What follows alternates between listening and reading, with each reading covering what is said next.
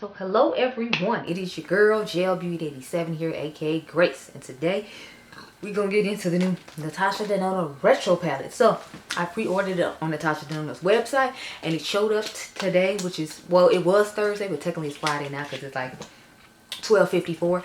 But you know, it showed up Thursday. I had to go, this is the day I work early, of course, so it couldn't show up Wednesday when I had the day off. But you know, whatever. The point is, this is here. This is what it looks like. It definitely gives me, like, you know, what is the New Nudes vibes, Divine Rose vibes. Like, it just gives off those mauvey vibes. But y'all know this is my color aesthetic when it comes to nudes or natural looking eyeshadow colors like mauves or my aesthetic. So we knew I was going to get this palette. Now I know everybody else wasn't excited because it didn't look like the mini retro, but I didn't buy the mini retro. I felt like the colors didn't work well for people my skin tone, so I'm kind of glad she made a bigger one that worked better for like all her fan skin tones, as opposed to just, you know, the lighter end of the spectrum, because to me that's all that palette worked for. If I remember correctly, Karen said it didn't work that well for her, and you know, Karen is tan, so imagine if it's not working for me. If it ain't working for Karen, it definitely ain't working for me. I'm just saying. Anyway, it retails for $65. They have 24-hour access on Sephora right now to buy it. It's app exclusive and you can't go pick it up in store, unfortunately. I hate when that happens, but you know, such is life. This says midi size must-have eyeshadow palette featuring 15 romantic burgundies and mauve shades combined with gray browns, taupes, dusty rose, and vintage pinks. Perfect to create romantic retro-inspired looks. This provides maximum color payoff with minimal effort. These shades blend seamlessly so you can achieve vibrant, ultra-pigmented, long-lasting looks that richly pressed pigment shadows in this palette leave the skin with an optimum looking texture and comfortable all-day wear. Shades and formulas were hand-designed by world-renowned makeup artist Natasha Denona, made with the highest quality pure color pigments, dazzling chroma crystals, and luminous mineral pearls. Buttery smooth hydrating eyeshadow formula wears beautifully on any skin type and skin tone. So that is the description on this lovely eyeshadow palette. My only thing is like, I hope she don't start going down the rabbit hole like Pat McGrath did, where everything was like rose tone for like a good year. Because it's like, you saw the reaction Mother got. I mean, people still bought it. A good portion of people still bought it, but they was annoyed. So it's like, Natasha, don't take that route. Just stick to this one little cute palette or whatever, and then, you know, go back. I'm gonna try to use as many colors as possible, but I'm really just feeling this row right here, honestly. Like, I really just want to use this row and then probably darken it up with like this right here, and then call it a day. So that's most likely what I'm gonna use. I'm thinking like these two. And then these three right here is what we're going to focus on for this eye look. But I'll figure out what I'm going to do with life. And then I will come back and we will do an eye look. Okay? Okay. Okay, so I've returned with all of this sparkly goodness. I tried to use as many shades as I could to get this eye look done. I used the Hem eye crayon from Colourpop and the Powerpuff Girls. But it was the last one I hadn't used. And I feel like it looks nice and sparkly and extra underneath the waterline. So it gives the extra pop that I was looking for, along with this awesome lip. Anyway, so the shades I used was this row I told you I was going to use. This one right here. Yeah, I used this row right here. I used this shade right here. I used this shade right here. I used, I think I used this shade right here. If that's Nude Mauve, I used this shade right here. Right? No, I'm sorry. I used this shade right here. And this shade right here. So I tried to use quite a few shades just so we could get a good look going on. And this is what I did. So the funny thing is, this cream to powder shade right here is actually lighter than the actual powder shade right here. So I end up using this to darken over on top of it later on. But you will see it later on. So let's finally get to it. Because it's like 1 in the morning.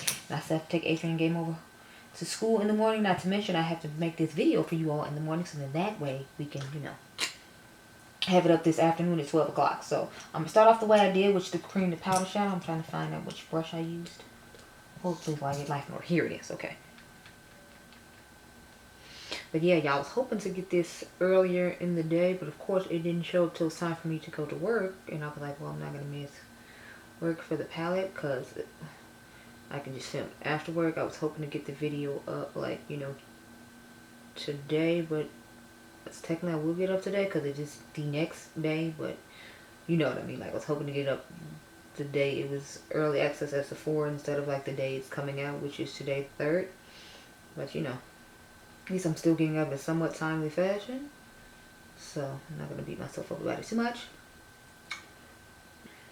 Okay. Now I'm going to take that darker purple shade called Groove. The one I told you all is darker than this actual cream to powder formula I'm using right now. Focus, please. Thank you. And start digging into the crease. So I just kind of brought it all the way back over here since it is darker than the cream to powder, if you can't see, as I am blending it here. Which I was kind of surprised by, but I don't know why, because sometimes the cream to powders are darker than they look in the pan, and then sometimes they're not. And the last two palettes, I feel like they haven't. Like, I feel like Zendo wasn't as dark as it looks in the pan, and neither is this one, so the powder one is darkening it up, and that's fine. So now I use two different shades to dust the crease with. So we're going to start off with the shade Amar, this one right here. I used that one, and then we used Nude Mauve over top of it later on. But we're just going to start with that one for now. And this is my Made by Mitchell brush. I like this because it gets really close up to the detailed areas that I wanted to, because it's so tiny. That's one of the reasons I really wanted this brush, and I was so glad it didn't sell out before I had bought my set. I'm like, when he has another sale, I would definitely buy another one, because it's like, I love being able to get this detailed and close up to the brow bone and whatnot. Now we're going to take a shade Nude Mauve and dust over that to kind of like smooth out and blend out the edges of all the shadows we put down. Plus, I just like the extra airbrush effect that it gives to the other colors in the gradient that we have going on. So I feel like it just looks like a really nice airbrush gradient. I'm going to go across the bottom with the Nude Mauve shade as well to kind of smooth this out a little bit as well. I would draw a wing, but it's like 1 in the morning, so it's like, do I really need to draw a wing? I don't feel like we do. Now we're going to draw a wing. We're just going to, like, you know, leave it alone and let it live its best life. I'll probably have to put some more of that crayon on the waterline, because I don't think you're actually supposed to use it for that since it's an eyeshadow stick. That's why it keeps fading away in the waterline, but that's fine because I like the way it looks, so we're going to do it. Okay, now I'm going to cut the crease with some glitter glue, and then we will get to the shadows, because I used like 3 or 4 shadows on the lid, and then I think I used like 2 different shadows in my inner corner. So what I did was I used Swing right here, then I used the shade Hello in the middle of the eye, and then I used Glitz and Psychedelic on the actual lid. Then I used the shade Patty and Psychedelic in the inner corner, and that's how we get the extra sparkle. So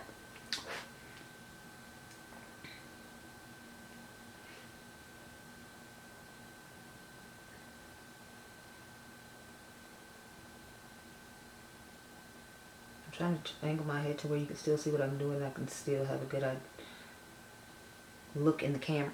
I mean in the mirror at what I'm doing. So we just took the shade Swing, the darkest one. I'm going to take the shade Hello and put that toward the middle of the eye.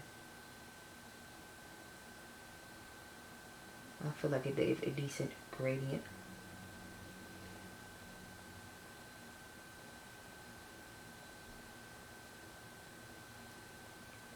Now I took the shade Glit and put it in the front.